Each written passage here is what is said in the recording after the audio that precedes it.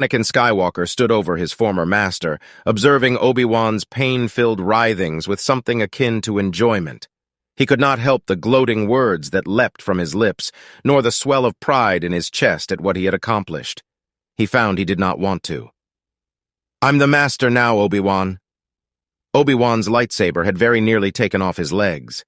If Anakin had been a fraction slower, the older man might now be standing in his place, and Anakin would be the one on the ground. But he wasn't, and Anakin was the victor. Well, he would be in a few minutes, after he finished the job. There was no doubt of that happening. Obi-Wan was too badly injured to retaliate. Anakin crouched down, watching the play of agony across Obi-Wan's features, drinking it in. The power he felt surging through him and about him was a high like he'd never before experienced. It was far greater than when he'd killed the Tusken Raiders or the Jedi in the temple, heady and sweet. "You're a servant," the dying Jedi gasped. "A slave. You'll always be one in serving the dark side." Stretching his hand out, he willed Obi-Wan's lightsaber to come to him. So his old master thought him a slave? Anakin shook his head. He'd been a slave once. Never again. Just words. Obi-Wan was trying to get into his head, to twist him as he'd claimed Palpatine had already done. "I'm free, Obi-Wan. I'm free of the Jedi oppression. My eyes have been opened." "Your eyes have been closed and you are blind." His lips compressed into a thin line, eyes narrowing. "That's your opinion." He stood, contemplating giving his old master a shove into the flow of lava and watching him burn to death. "I don't have to listen to your opinions anymore." Obi-Wan said nothing more, no pleas and no begging, only a pitying stare tinged with anguish. Anakin expected nothing less. This man would not admit wrongdoing or the treachery of the Jedi. No, he firmly believed in the Jedi as good. Anakin gave him a last, lingering glance, pushing memories of happy moments with this man into the back part of his mind. It was time to put away the past. Anakin's lightsaber flashed downward a final time, silencing forever Obi-Wan Kenobi. Slowly, taking the time to relish what he'd accomplished, Darth Vader set out back towards the landing pad. As he approached, he remembered unfinished business. Padme was in trouble. It didn't take a genius to figure that out, not with Palpatine's interested tone of voice upon hearing the news that she was alive and Obi-Wan Kenobi was dead. Not to mention that Anakin had ceased to be Anakin. She was neck-deep and sinking, not in a position to take charge and save herself. A pregnant belly that got bigger by the day rather hampered quick movement at times. She'd never thought she'd ever have to fear Anakin. He was her Annie, her love, the one who made her whole. He completed her. "No!" Padme drew a long, shaking breath. Her Annie was gone, buried in this creature that inhabited his body. He was there, she knew he was, unable to wrench himself free. She couldn't believe anything else. This man was not her husband. That was apparent in how he'd behaved upon entering the skiff. The man she'd loved would have held her, kissed her, and cuddled her, his hands gentle upon her. As he'd stepped to her, she'd hoped he'd do those things, that she'd dreamed the entire moment on the landing pad. Padme had held on to that hope with a desperation that startled her. She'd hoped they could still return to how they had been. She'd dreamed, nothing more. She'd passed out from the fumes of this place, nothing more. Obi-Wan had lied, nothing more. Each thought had put hope inside her, a hope quickly snuffed out as he'd stopped beside her, looking down at her with eyes too cold to be her Annie's. "Obi-Wan is dead," he'd said. "He can no longer poison you against me. Things will be fine, Padme. You'll see.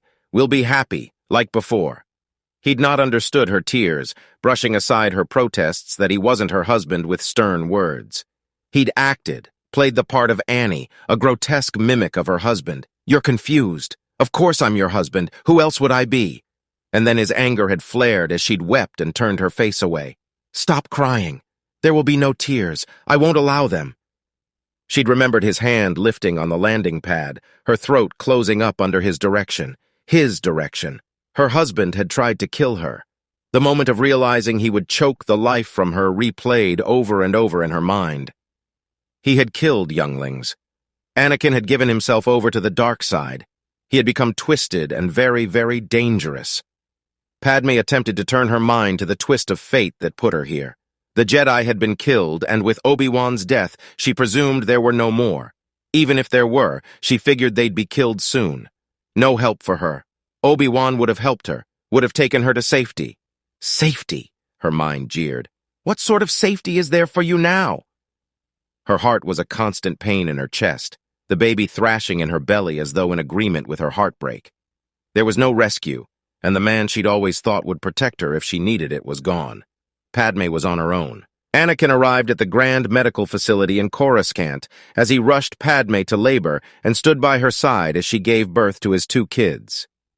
He was a little surprised of her giving birth to twins, but all he cared about in the moment was for Padme to be safe and for the kids to be all right. A few moments later, after having given birth, Padme was feeling like her life force was being sucked out of her, but the only thing keeping her alive was her new family, as she was moved from the delivery room to an intensive care room. A few hours later, she soon overcame this supernatural event, as she begged to see her kids and Anakin to the droids. As they allowed them in, she soon became much better after seeing them as Anakin slowly went back to normal, cuddling her Padme, and would sing rhymes to his kids as she would begin naming them Luke and Leia.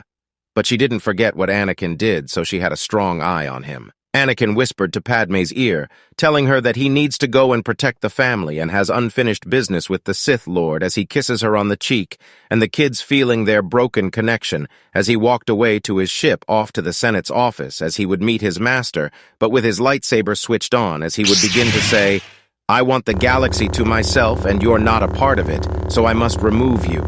As the Emperor with his creepy voice said, "Oh, Anakin, you would become wasted potential if you faced me, but a fight to the death is one I'll love to be a part of." He would grin as he would leap towards Anakin with his hot red lightsaber aiming for his face, as Anakin would block the attack, using the Force to push him against the massive window, making it crack, as Palpatine would use the Force to crush the floor below Anakin, sending him to the ground of the second floor below Palpatine. As he would get back to his feet, walking to the hole in the ground, seeing a weak Anakin stuck in rubble, as he would put his hands in the air, cracking the roof above him into pieces, breaking it, and using the Force to crush him alive, sealing him like a capsule as Anakin would scream for help, as the Sith Lord laughed out loud to the screams of his former apprentice, as Anakin soon Force pushed the rubble off his body, as he leaped to the room above him with his broken left arm and scarred body, as he still had that fighting spirit in him as he would yell with anger, "I am done being your slave or anyone's slave." Palpatine would chuckle, saying, "You will always be my slave, Anakin, and you will forever be that little slave from Tatooine." He smirked after saying the words he said to Anakin, would Force dash towards him, using all his rage left to attack Palpatine with every blow he made. Palpatine felt his anger each time he blocked him. Anakin would manage to slash a chunk of Palpatine's chest, and with that, Palpatine fell lifeless dead like a fly. Anakin won. He is the new ruler of the galaxy. Now he killed the Sith Lord, he fulfilled the scriptures to bring balance to the Force, and now him and Padme can rule the galaxy together and do whatever they dreamed of with their new children. Well, this is the end, ladies and gentlemen. Please like and subscribe, and Phoenix Turf out.